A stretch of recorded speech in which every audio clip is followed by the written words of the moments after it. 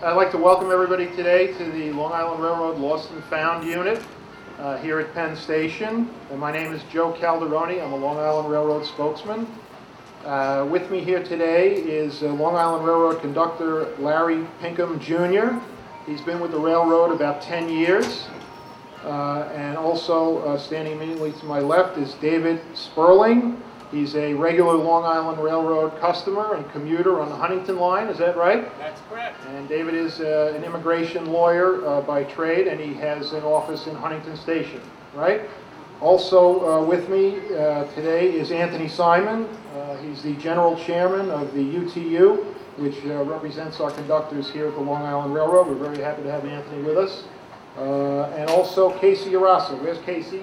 I want to recognize Casey. He is the terminal manager here at Penn, and Lost and Found comes under his bailiwick along with lots of other units. You'll hear from Conductor Pinkham and Mr. Sperling in a few moments. Just want to give you a few brief details on the Lost and Found unit. Last year we received 15,410 items here at Lost and Found. Of that number, 7,242 items were returned to their owners. That's about a 48% return rate. We'd like to do better than that.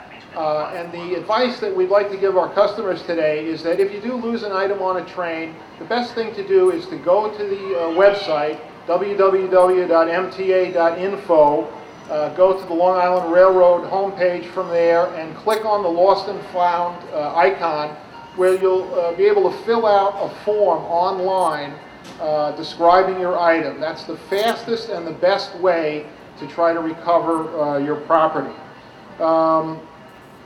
Even with the web, which we introduced about a year ago, the online form, the Lost and Found system really depends on our employees across the Long Island Railroad. They're the frontline folks who recover items, and it's part of their job, of course, to bring it back. Conductor Pinkham's actions, returning this cash-filled wallet to its rightful owner, are in the highest tradition of customer service here at the Long Island Railroad. We're really proud of him today. He did the right thing at the right time when no one was looking. He did what he was supposed to do. We're really appreciative of his efforts today. So I'm just going to go chronologically here, and I'm going to have Mr. Sperling just tell us a little bit about what was going through his mind when he lost that wallet. Thanks very much, Joe. What was going through my mind I was absolutely frantic.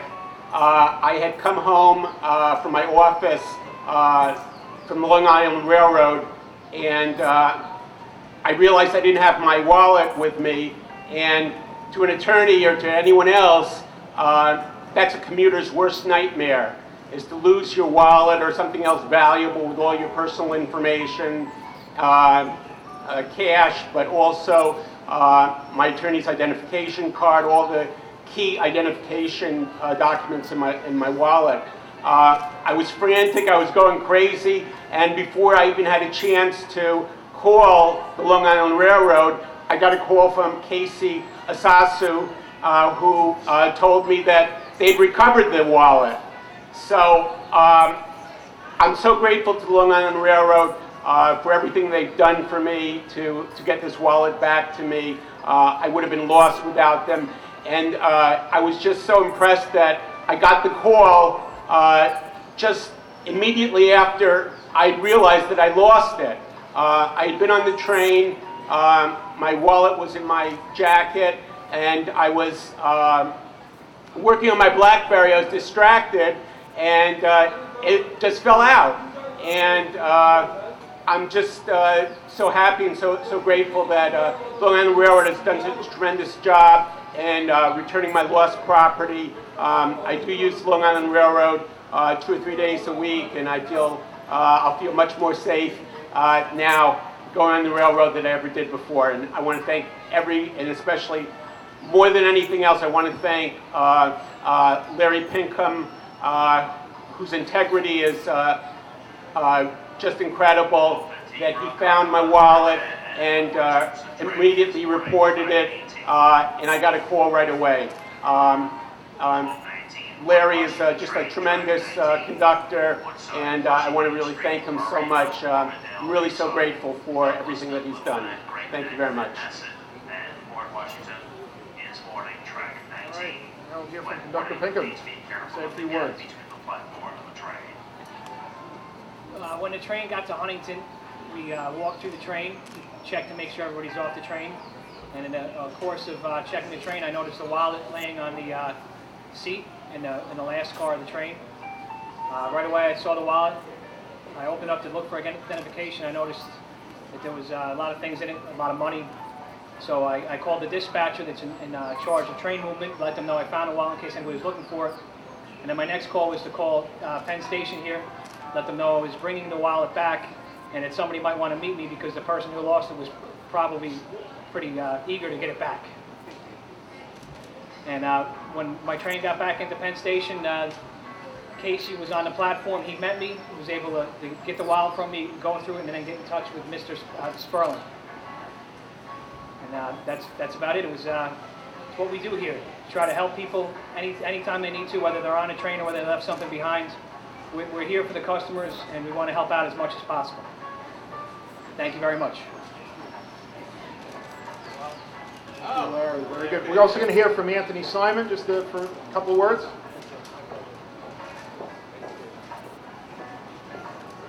Thank you. First, this isn't about me right now, so I'm going to make it real brief. First, I want to thank Mr. Sperling for noticing what these conductors, our conductors, do every day. Larry is a professional with the other 1,200 professional conductors that we have along the Long Island Railroad, as well as the rest of the employees. We thank Mr. Sperling for noticing that, and we will continue to strive for better. Larry has done a great job, and this is what we do, and we'll continue to do that. And I thank him, and I thank Mr. Sperling. All right, if you have any questions of either Larry or David? I can ask. Well, since it was so bulky, I put it in my jacket, and then as I said, I was, as I do often, I was playing with my BlackBerry, doing some work on it, and I became completely distracted, and I didn't realize that it had fallen out of my coat pocket. So when I got back to the office, I realized I didn't have it, and I just went crazy. I mean, I was panicked. It was, I didn't know what I would do without it. And so I was so relieved when I got a call just a few minutes later, even before I had a chance to call the Long Island Railroad to report something missing, that I got a call right away telling me that they had recovered my wallet. I was just so relieved you can't imagine. I didn't count the money. I saw that there was a lot of money in it, and that's why I called right away to let them know somebody's going to be looking for this. You know, you want to have somebody meet me so they can get in contact with the customer as soon as possible. Because I could see it was a lot of money, but no, I didn't count it. How long do you keep that? Casey? There are protocols that we have on our website regarding how long we keep items. It depends on the value of the item. So an item under $100 would be kept for 3 months, and the higher the value, the longer we keep an item.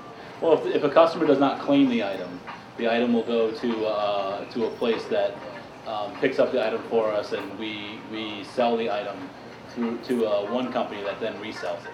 So we have a system in place that has a direct value to each item that we have. The cash does not go back to that place. The cash stays in, we deposit the cash and the cash stays with Long Island Railroad. I just wanted to thank Casey. He was the person who had called me in my office, and it was just immediately. I'm just so grateful. I don't think I would have been able to sleep that night or the next night knowing that it had been gone. So I'm really grateful to Casey and all the crew at the Long Island Railroad, and especially, as I said, for Larry Pinkham, who had recovered it and recovered everything for me. And I'm so very grateful to the Long Island Railroad. Okay, good. Thank you, everyone. Thanks very much.